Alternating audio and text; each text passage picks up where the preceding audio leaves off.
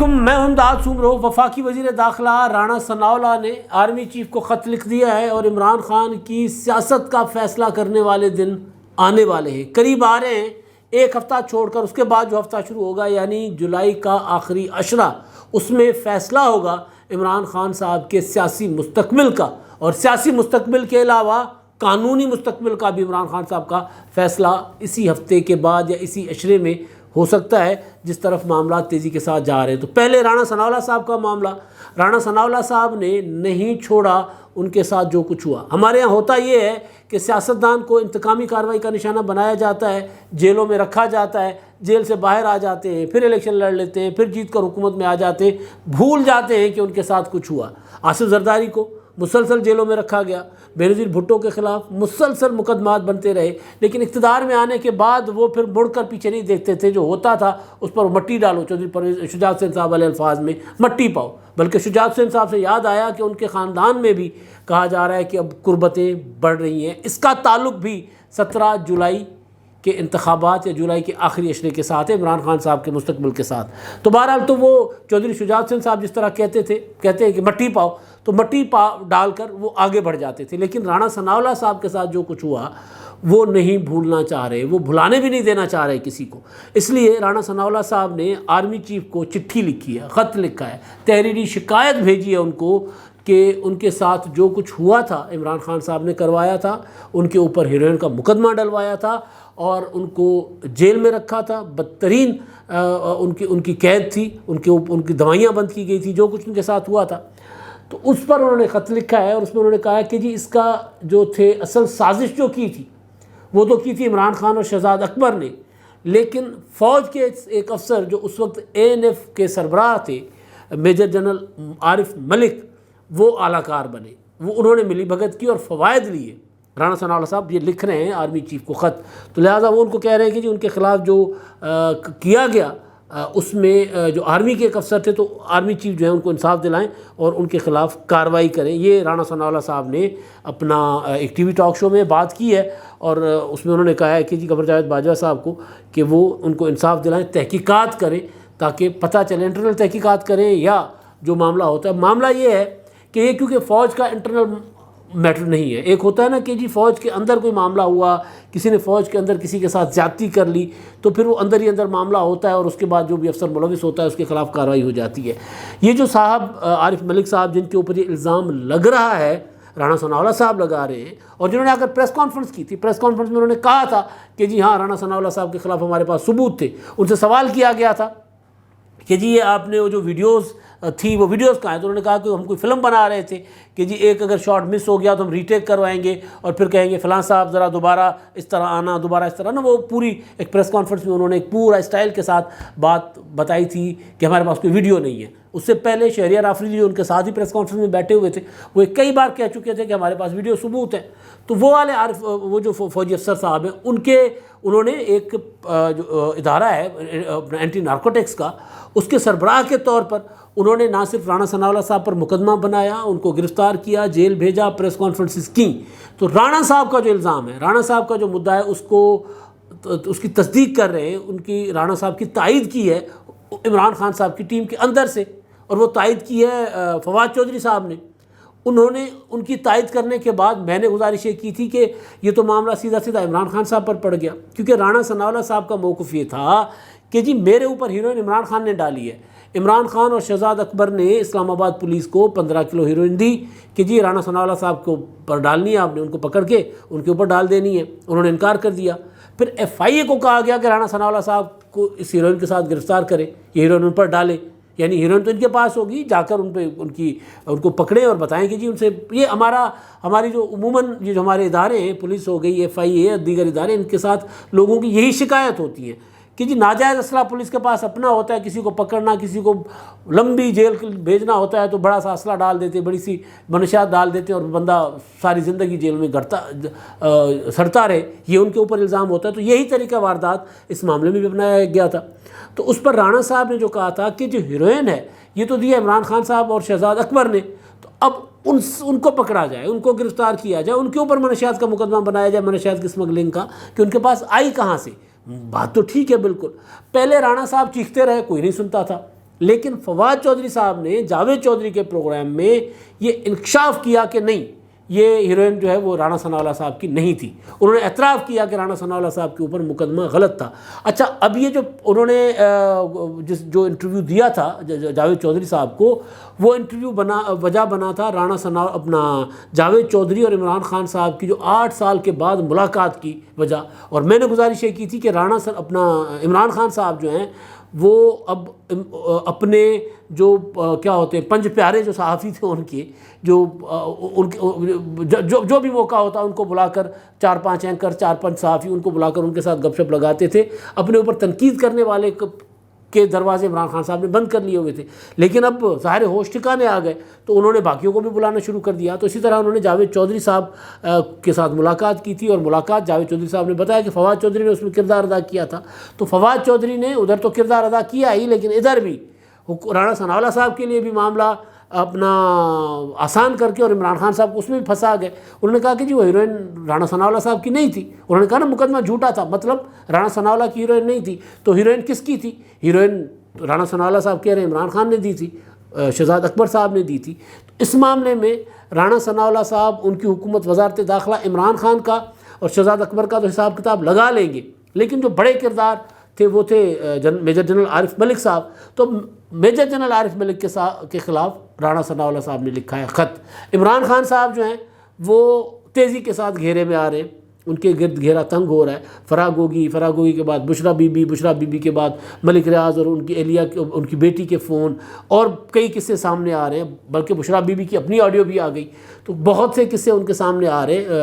اور اس میں سارا کچھ ظاہر ہے آہستہ آہستہ معاملہ تو جائے گا اپنا پیادے سے وزیر اور وزیر سے بادشاہ کی طرف، اسی طرح ہوتا ہے نا۔ تو بادشاہ جو ہے عمران خان صاحب وہ تیزی کے ساتھ پھنسیں گے۔ یہ ان کے خلاف جو کچھ ہونا ہے وہ اب ہونا ہے 20 جولائی کے بعد، یا کم از کم 17 جولائی کے بعد، پھر 2-3 دن اور ہوتے ہیں، اس کے بعد ہونا ہے۔ حکومت نے جو کچھ کرنا ہے انہوں نے بھی یہ 17 جولائی کے جو ضمنی انتخابات ہیں ان کے بعد کرنا ہے عمران خان کے خلاف۔ تو اب دوسرے موضوع پر میں آ جاتا ہوں کہ عمران خان صاحب جو ہیں وہ ان کا پورا فوکس ہے 17 جولائی کے الیکشن پر۔ حکومت کا بھی پورا فوکس ہے 17 جولائی کے جو ضمنی انتخابات ہیں اس کے لیے۔ مریم نواز صاحبہ نے 11 کو، یعنی عید کی چھٹیاں بھی نہیں منا رہی، کل صرف عید کی چھٹی ہوگی، اور اس کے بعد 11 کو ساہیوال میں جلسہ کریں گی، 12 کو جنگ میں جلسہ ہوگا، 17 کو الیکشن ہے، تو 15 تک تو انہوں نے جلسے کرنے ہیں، تو 2 دن مزید 3 دن وہ جلسے کریں گے۔ عمران خان صاحب بھی مسلسل جلسے کر رہے ہیں۔ کہ جو یہ انتخابات ہیں یہ تعین کریں گے اس حکومت کا، تو کریں گے۔ حمزہ شہباز کی حکومت رہتی ہے نہیں رہتی اس کا فیصلہ ہوگا ان انتخابات میں۔ لیکن اس صورت میں جب پی ٹی آئی 13 سے زیادہ سیٹیں لے، اگر 13 سے پی ٹی آئی نیچے چلی گئی تو پھر اس حکومت کو کوئی فرق نہیں ہے، پھر حکومت قائم رہنی ہے۔ 9 سیٹیں لینے کے بعد وہ پھر بھی حمزہ شہباز کی حکومت بچتی ہے، اور بقول اپنا پی ٹی آئی کہ وہ اتنی سیٹیں وہ نہیں جیت رہے، یعنی حمزہ شہباز کی حکومت قائم رہتی ہے۔ اب حمزہ شہباز کی حکومت اگر قائم رہتی ہے اور 17 جولائی کے الیکشن میں پی ٹی آئی کو ہوتی ہے شکست، تو اس کے بعد عمران خان صاحب پر صحیح والا اور تگڑا ہاتھ ڈالا جائے گا حکومت کی طرف سے۔ پھر یہ رانا ثناءاللہ صاحب والا مقدمہ ہے، پھر توشہ خانہ کا کیس ہے، پھر وہ ہیرے کی انگوٹھیاں ہیں، ملک ریاض سے زمینیں، ملک ریاض کا 50 ارب والا معاملہ۔ اب تاریخ میں پہلی بار پاکستان میں یہ دیکھا جا رہا ہے کہ ملک ریاض کو جو عمران خان صاحب نے پیسہ بخش دیا تھا، ان کا پیسہ جو باہر سے تھا، جس کا اب اسٹیٹ بینک بھی کہہ رہا ہے کہ ہمارے پاس کوئی ریکارڈ نہیں ہے، وہ جو ملک ریاض پر جرمانہ ہوا تھا پاکستان میں، بحریہ ٹاؤن کا، کراچی کا، اور ملک ریاض کی لندن میں پیسے پکڑے گئے تھے، اور لندن کی جو ہے اپنا وہاں پر نیشنل کرائم ایجنسی، انہوں نے کہا کہ پاکستان کا پیسہ ہے، یہ چوری کر کے یہاں لے کر آئیں، پاکستان کو واپس بھیج دیا جائے۔ 190 ملین پاؤنڈز، تقریباً کوئی 50-55 ارب روپے بتائے جاتے ہیں۔ تو وہ پیسہ جو ہے وہ عمران خان صاحب نے کوئی ساز باز کر کے ملک ریاض صاحب کے وہ ان میں ایڈجسٹ کروانے کی کوشش کی، جو ان پر جرمانہ ڈالا تھا 450 ارب روپے کا کراچی کے جو بحریہ ٹاؤن کا۔ تو ان پیسوں کا بھی حساب یہ حکومت مانگنے جا رہی ہے، حکومت نے اس پر بھی تحقیقات شروع کر دی ہے۔ تو پاکستان میں یہ بھی پہلی بار ہو رہا ہے کہ کوئی ملک ریاض پر ہاتھ ڈال رہا ہے۔ اس سے پہلے جو بابا ثاقب نثار صاحب نے ہاتھ ڈالا تھا اس کے پیچھے بھی تو کئی کہانیاں نکلی ہیں، لیکن بہرحال اب حکومت جو ہے وہ ملک ریاض صاحب کو رگڑنے جا رہی ہے، اس کے پیچھے معاملہ سادہ سادہ ہے کہ حکومت عمران خان صاحب کو رگڑنا چاہ رہی ہے، عمران خان کو جکڑنا چاہ رہی ہے، تو عمران خان کو جکڑنے کے لیے انہوں نے ملک ریاض صاحب کا معاملہ بھی اپنے اس کے اوپر بھی تحقیقات کی ہے۔ تو باقی جو معاملات عمران خان کے ہیں اس پر حکومت کیسے چپ رہے گی، اس پر حکومت عمران خان صاحب کو کیسے بخشے گی۔ اب حکومت تو اپنی جگہ، لیکن 17 جولائی کے انتخابات کے بعد الیکشن کمیشن میں جو ممنوعہ فنڈنگ کیس اور فارن فنڈنگ کیس کی جو فیصلہ جو ہے پینڈنگ پڑا ہوا ہے وہ بھی آنے والا ہے۔ وہ میں نے کیونکہ بات ہوتی رہتی ہے الیکشن کمیشن میں اپنے سورسز سے، تو ان سے میں نے پوچھا کہ اس فیصلے کا کیا کریں، انہوں نے کہا نہیں ابھی فی الحال ہم ضمنی انتخابات پر ہمارا فوکس ہے، اور اس میں عمران خان صاحب نے ظاہر ہے زیادہ الیکشن کمیشن پر کو نشانہ بنایا ہوا ہے، اور ضمنی انتخابات کے ساتھ ساتھ پھر ڈیلیمیٹیشن بھی ہو رہی ہے، ڈیلیمیٹیشن کا معاملہ، ان کی کوئی اعتراضات اور یہ وہ سارے معاملات چل رہے ہیں، تو اس پر بھی ہمارا فوکس ہے، لہٰذا کم ٹائم مل رہا ہے وہ فیصلہ، وہ جو ساری کارروائی جو اتنی ہوئی ہے اس پر، وہ جو مدعی کے وکیل کے دلائل، پھر عمران خان صاحب کے وکیل پی ٹی آئی کے وکلاء کے دلائل، تو سارے آرگومنٹس دیکھ کر وہ جو دستاویزات ہیں جتنی بھی وہ اسکروٹنی کمیٹی نے چھان بین کی تھی، وہ سارا کچھ دیکھنے کے بعد کسی طرف اپنا فیصلہ جو ہے لکھا جائے گا، تو لہٰذا وہ ابھی اسٹڈی کے مراحل میں ہے، چل رہا ہے معاملہ، لیکن ڈیلیمیٹیشن اور یہ جو ضمنی انتخابات ہیں اس سے نکلنے کے بعد یہ معاملہ ہوگا اسپیڈ اپ۔ اب یہ معاملہ یعنی جولائی کے آخر میں، کیونکہ 17 جولائی کو تو ایک ذمہ داری تو الیکشن کمیشن کے سر سے ہٹ جائے گی نا، جو پنجاب کے 20 حلقوں کے ضمنی انتخابات کی۔ آپ دیکھیں عمران خان صاحب جو ہیں وہ روزانہ کوئی نہ کوئی الزام لگا دیتے چیف الیکشن کمشنر پر۔ اس کے پیچھے وجہ کیا ہے؟ ایک تو ہے 17 جولائی کا انتخاب، لیکن 17 جولائی کے انتخابات تو اب آئے ہیں نا، اس سے پہلے سے عمران خان صاحب بھی الزام لگا رہے تھے، اب تو نیا الزام لگا رہے ہیں کہ جو ان کی اہلیہ جو ہیں وہ چیف کلیکٹر بنا دی گئی ہیں رشوت کے طور پر، وہ یہ کہہ رہے ہیں عمران خان صاحب، لیکن جو ریکارڈ سامنے آ رہا ہے وہ یہ ہے کہ ان کی اہلیہ جو ہیں وہ سرکاری افسر تھیں، بیوروکریٹ ہیں، تو ان کو ترقی جو ملی 21ویں گریڈ میں وہ عمران خان صاحب کے دور میں ملی، اور اب ان کو جو عہدہ ملا ہے وہ جس طرح ایک اپنا پروسیجر ہوتا ہے اس میں ان کو ایک اپنا چارج مل گیا یا ان کو چیف کلیکٹر بنا دیا گیا، تو عمران خان صاحب اس کے اوپر بھی کھیل رہے ہیں، اس کے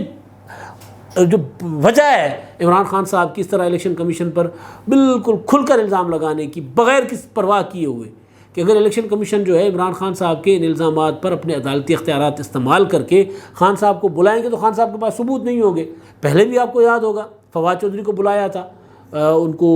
کیا نام ہے دوسرا اعظم سواتی کو بلایا تھا، جنہوں نے الیکشن کمیشن پر الزامات لگائے تھے، جب ان کو طلب کیا تھا، وہ ای وی ایم کا معاملہ تھا، جب ای وی ایم کی بریفنگز تھی، سینٹ کی اسٹینڈنگ کمیٹی میں بریفنگ تھی، تو وہاں پر اعظم سواتی نے کہا کہ چور ہیں، یہ دھاندلی کرواتے ہیں، پیسے لیتے ہیں، ایسے الیکشن کمیشن کو آگ لگا دینی چاہیے۔ اسی طرح کی دھمکیاں، اسی طرح کے الزامات انہوں نے لگائے تھے ان پر الیکشن کمیشن پر ایوان صدر میں، تو اس پر الیکشن کمیشن، اور پھر پریس کانفرنس کر دی تھی، تو اس پر الیکشن کمیشن نے ان کو طلب کیا ہوا تھا، تو جب طلب کیا تو انہوں نے معافی مانگ لی۔ فواد چودھری صاحب نے تو یہ تک کہہ دیا تھا کہ جی میرا کیا قصور ہے حضور، میں تو ہوں اپنا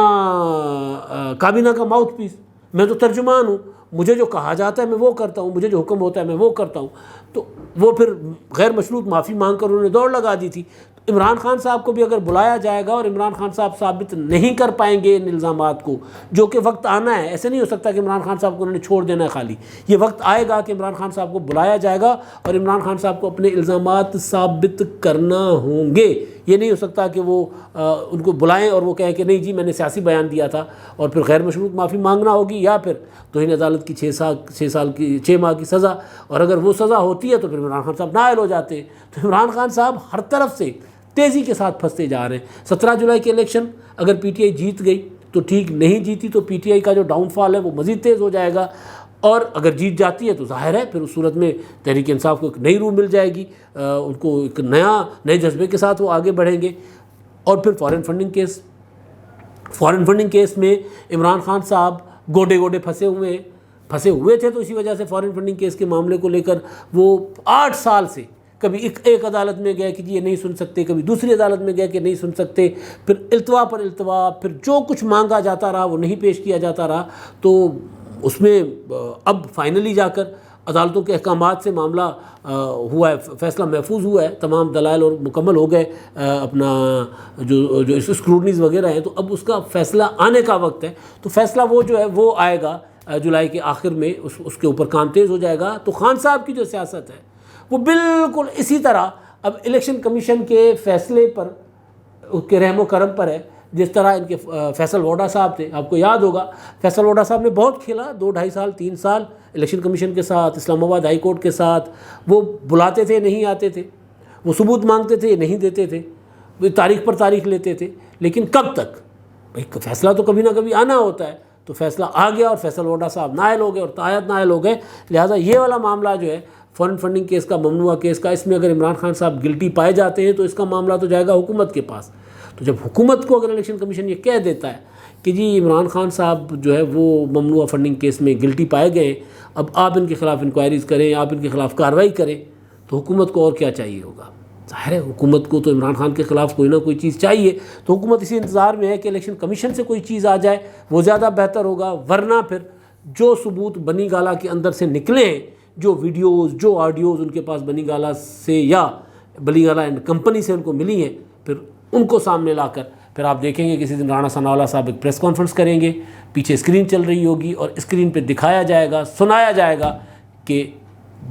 بشرا بی بی کس سے کیا مانگ رہی ہے، عمران خان صاحب کس کو کیا احکامات جاری کر رہے ہیں، کیونکہ سارے اور پھر دستاویزات، پھر فائلوں کے تھدے بنے ہوں گے، وہ بھی دکھائے جائیں گے اور پھر عمران خان پر تگڑا ہاتھ ڈالا جائے گا۔ تو جس طرح فیصل ووڈا صاحب جو ہیں ان کی سیاست نہیں بچ پائی تھی، وہ تمام ترہیلے بہانوں کے باوجود، التوا کے باوجود اتنے سالوں کے بعد وہ نااہل قرار دیے گئے، تو اسی طرح عمران خان صاحب کے اوپر بھی وقت آ رہا ہے، لیکن یہ وقت ہوگا جولائی کے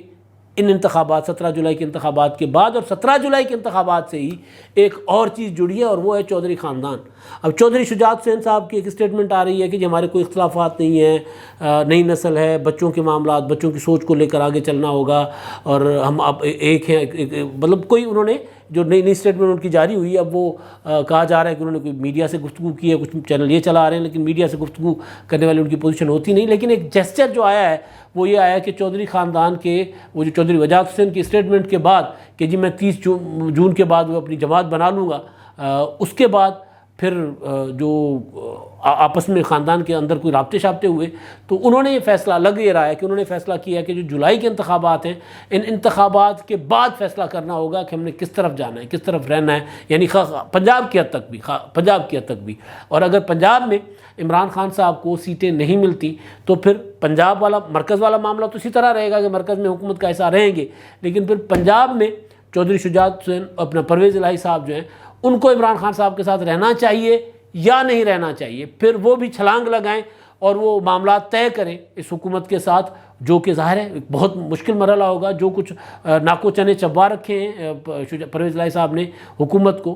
جس طرح پنجاب کو انہوں نے مفلوج کیا، وزیر اعلیٰ کا حلف نہیں لینے دیا، اسمبلی کا اجلاس نہیں ہونے دیا، بجٹ پیش نہیں ہونے دیا، جو کچھ انہوں نے کیا وہ سب کے سامنے ہے، لیکن پرویز الہی صاحب کو بھی اب یہ احساس ہو گیا ہوا ہے کہ اگر 17 جولائی کو